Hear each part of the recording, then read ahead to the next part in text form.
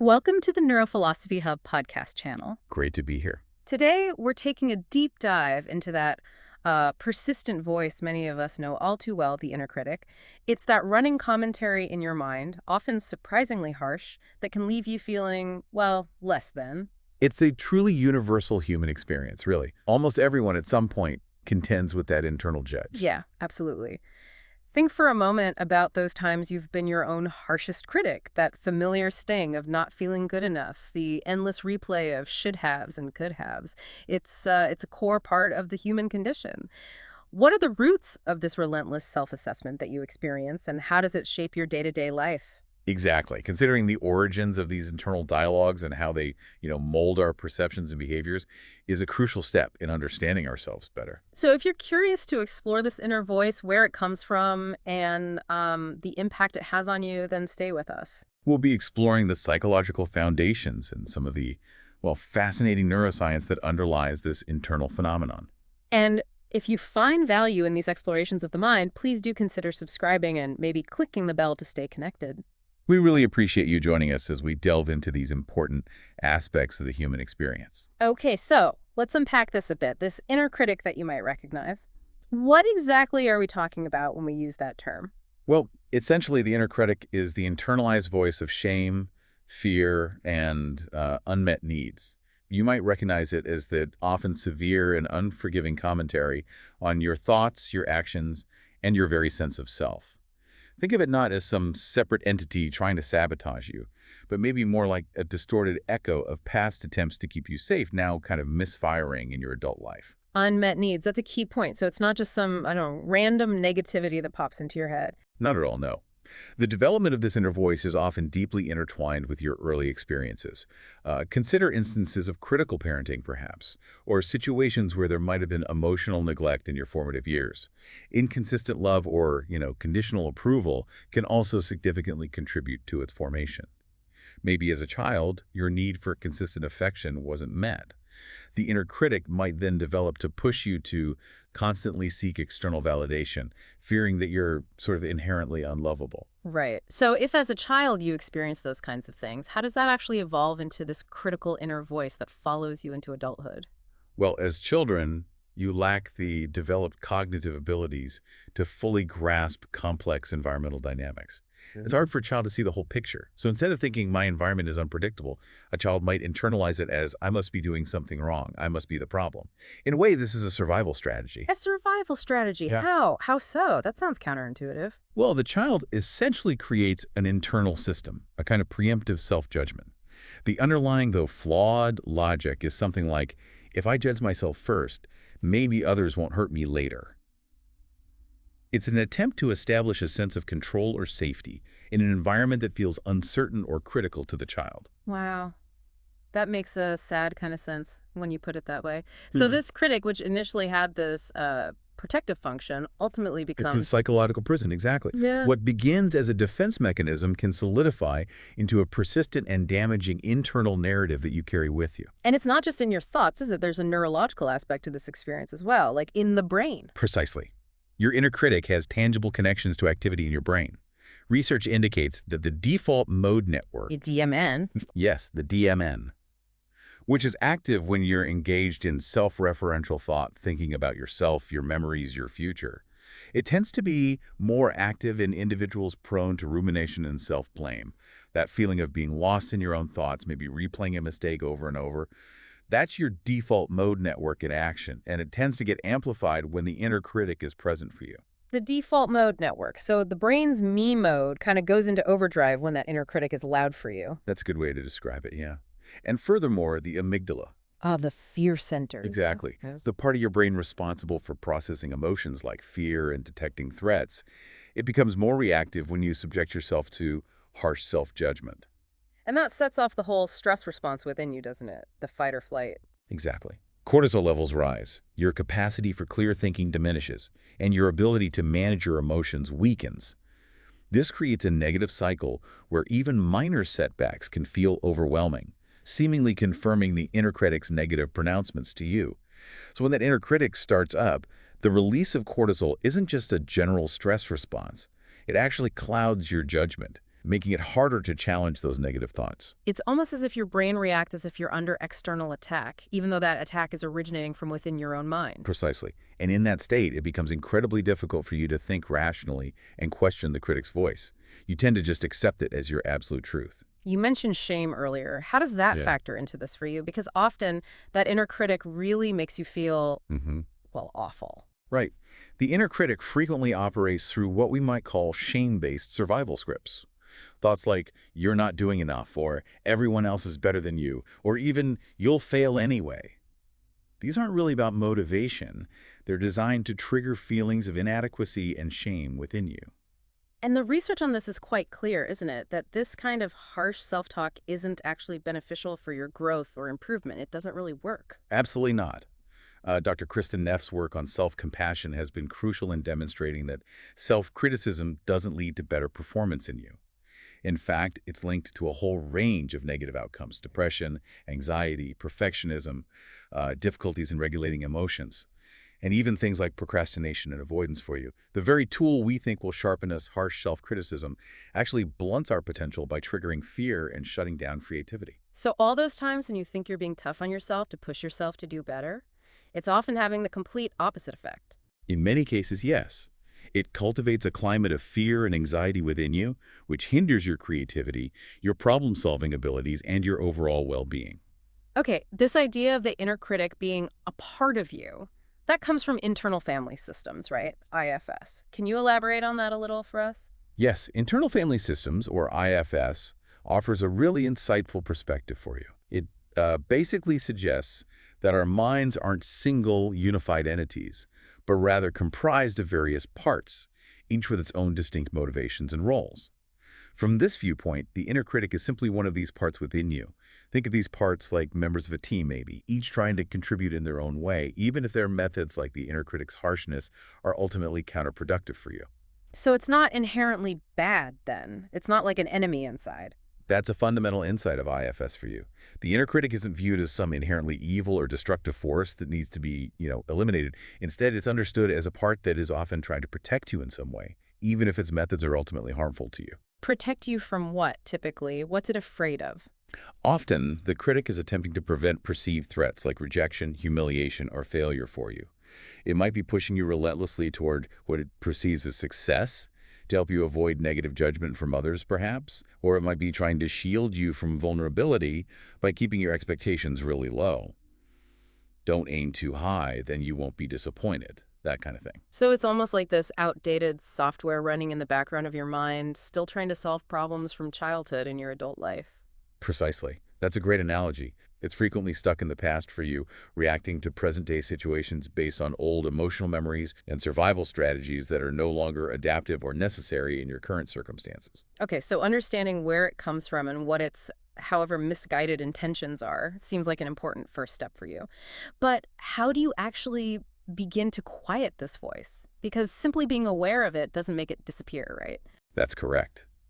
Awareness is crucial for you, but action is what creates change.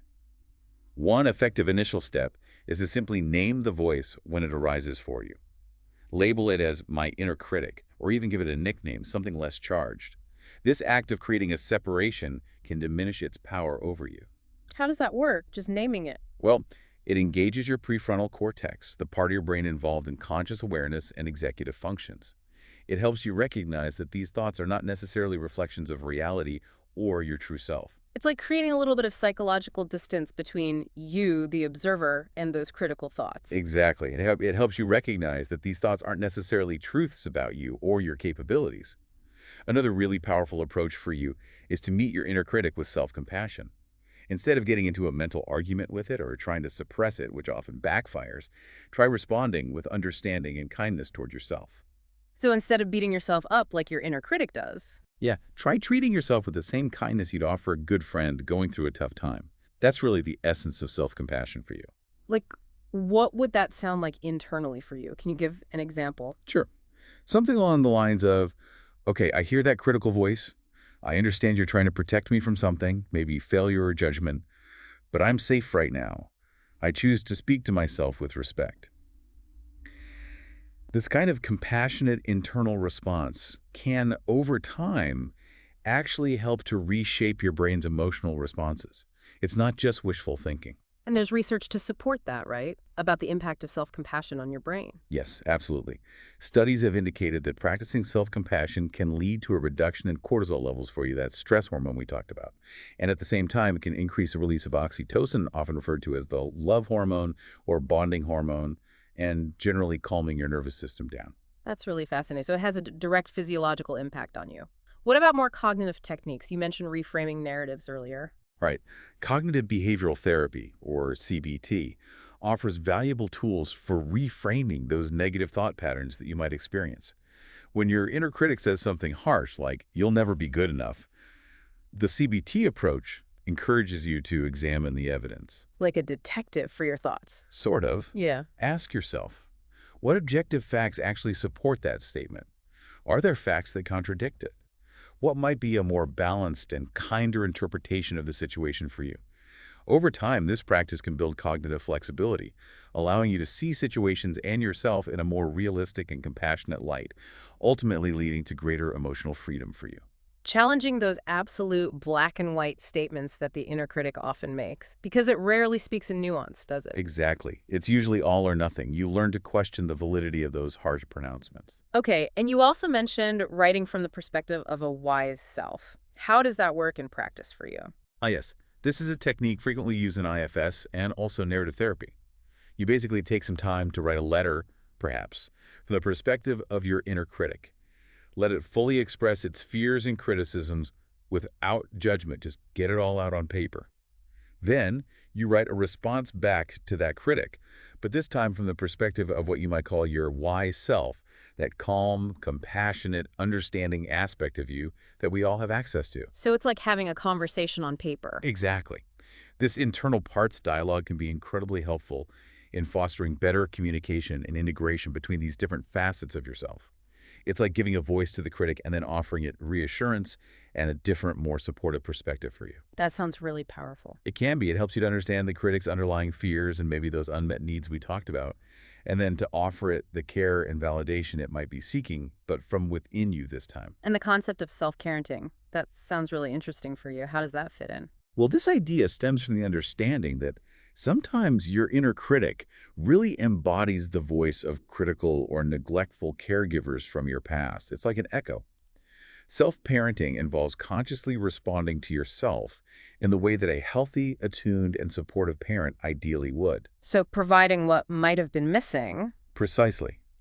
This means offering yourself reassurance, validation, and acceptance, particularly to those younger, more vulnerable parts of yourself that the critic might be targeting. So when that critical voice pipes up within you, you can consciously choose to respond with kindness and support, much like you would ideally respond to a child who is struggling. Saying things like, Things to yourself like, okay, this is hard, but you're doing your best, or you don't need to be perfect, or simply, I'm here for you, I've got this. These kinds of messages can help to build that inner sense of safety and security that might have been lacking for you in the past. This inner safety is really the bedrock of self-trust for you. it's striking how you mentioned that this inner critic can become more intense when you're under stress. That's definitely something I think many people listening can relate to in their own lives. Yes, absolutely. When you're facing deadlines or experiencing rejection, feeling burnt out, or navigating difficult relationship triggers, your brain tends to revert to those deeply ingrained, old coping mechanisms. It's like a default setting. The inner critic, because it's often linked to fear and a perceived need for control, can become significantly amplified for you during these times of vulnerability. So in those high-pressure situations, the immediate go-to response for you isn't necessarily trying to achieve peak performance, but Often it's simply about being present and having a regulated nervous system, getting back to baseline. Precisely. Trying to force productivity while your inner critic is in full force, yelling in your ear, can actually be counterproductive for you. It just adds more stress. Prioritizing grounding techniques, self-soothing practices, maybe some deep breathing, bringing yourself back to the present moment, these can be far more effective for you in the long run than just pushing harder through the criticism. it sounds like the ultimate goal isn't to completely silence this inner voice, which, let's be honest, might be an impossible task anyway, Probably, yes. but rather to transform your relationship with it, to change how you relate to it. Exactly. That's the key. The aim isn't to eradicate the inner critic entirely from your internal landscape, but rather to gain a deeper understanding of its origins.